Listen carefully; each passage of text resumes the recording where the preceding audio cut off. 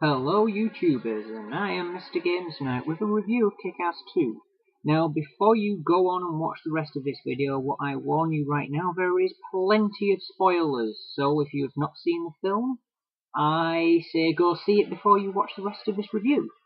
Now, what review is complete without a comparison to something? Now, a lot of reviews I've seen have compared it to the other Kick-Ass film, which is the original story, which was started off not so popular and then gained huge popularity, and that has made this quite popular.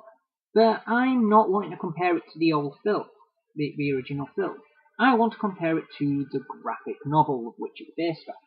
Now, between the movie and the graphic novel, there are a few differences, and this is where the spoilers come in. So, yep, as I say, go see the movie if you've not seen it. Now, in the graphic novel, Katie Demore doesn't even go out with Kick-Ass.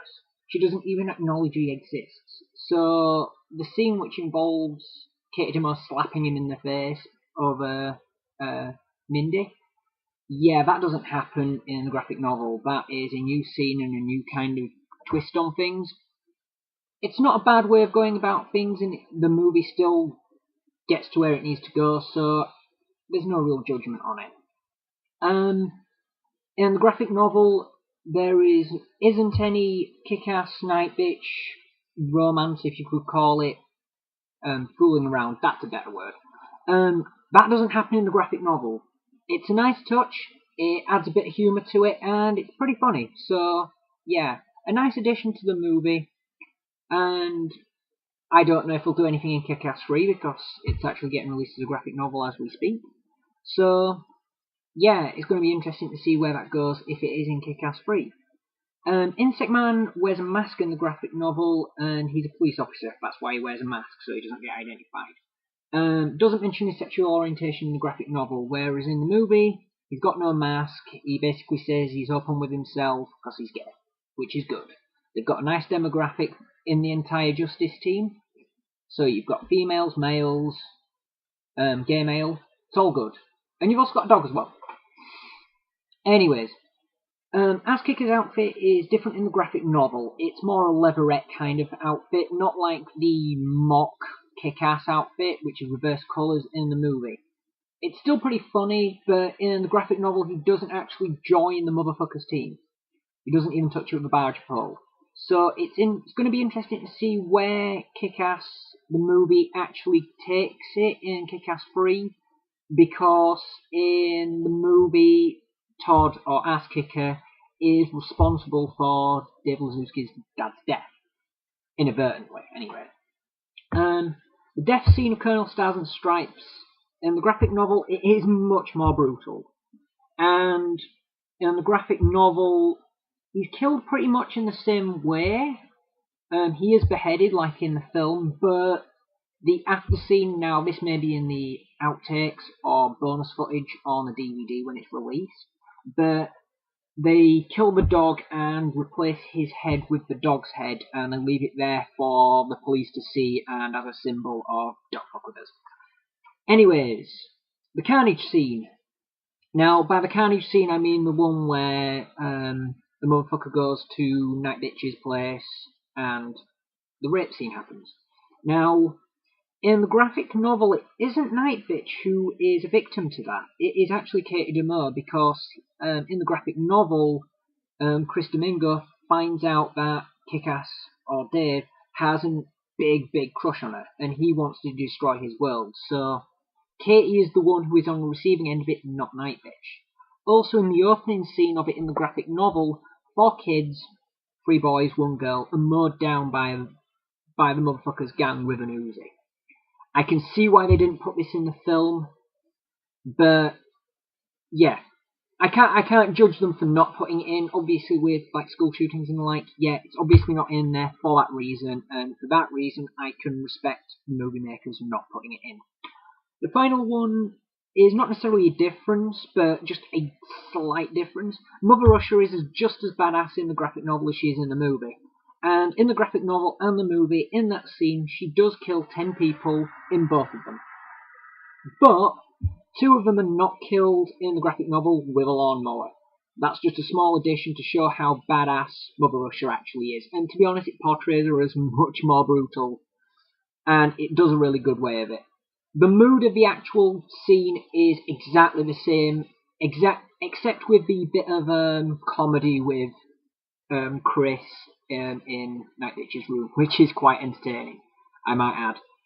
But anyway, I won't spoil that bit.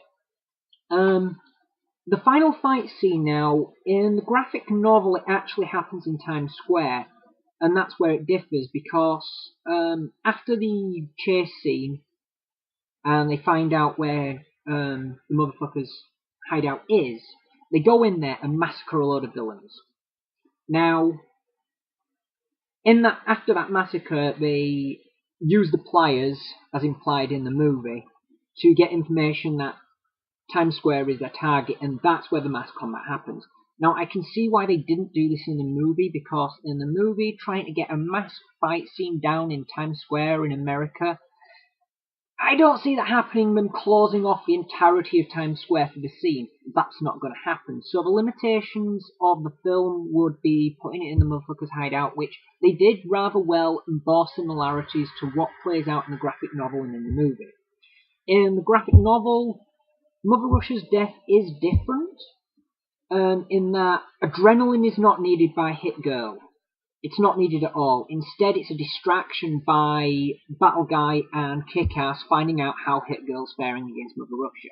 With Mother Russia turning around, Hit Girl stabs her in the neck with some glass and severs her head off at the end of it, just to make sure she's dead. In the movie, that doesn't happen. She's put through a glass table, and a shot of adrenaline puts her into a super frenzy of jabbing glass in her. The mode of death is pretty much fundamentally the same, so aside from the beheading, which I think would be too brutal to show on screen. Chris Domingo, his fall into the shark pit. The shark is in both the graphic novel and the thing, but there is a person who doesn't get hurt by the shark in the graphic novel, and in the movie, Chris Domingo falls prey to it. Now, in the graphic novel, Chris actually falls off the top of a building and cripples himself, stating he can't feel his legs. Now, that's why I was kind of miffed when I saw Chris Domingo get eaten by the shark, and I was thinking, how the hell is that going to play out for Kick-Ass 3? Because they're going to make a trilogy. It's just evident. The third comic book's in production as it goes, and it'd be stupid to end this trio of movies now. And it was nice to see at the end of the movie there is a scene showing he is alive. I'm not going to say in what state, how, what, and everything in between, but yeah. My last comment on the movie is Donald Faison is a perfect person to play Dr. Gravity. In the graphic novel, Dr. Gravity is he's got a very Turk mentality from where Donald Faison is most famous from Scrubs. So he is a perfect person to play that character, and he plays the character really well. So in short, it bears some differences to the graphic novel, but overall, the mood of the movie and the graphic novel are the same. There is the mood and mentality of the movie, of the two, are identical. The only difference is right at the end of the graphic novel, Hit Girl is put in the back of a police car. In the movie, that is not the case. She escapes. Anyways, review. It's a bloody good movie. That's all there is really need to say.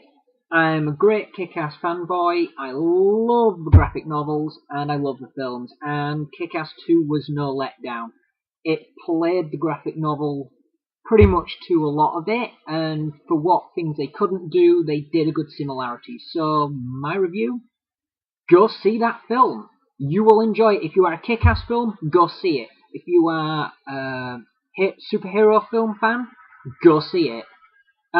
If you just want to see it out of pure curiosity, go see it. But every actor in there played their roles very, very well. So, yeah, go see it. Now, go. Give them your money. All of it. Well, not all of it. Go see it a few times. Support good films like this. Yeah, anyways. And I will bid you good, because we're coming up to my time limit. I will bid you farewell and have a great games night.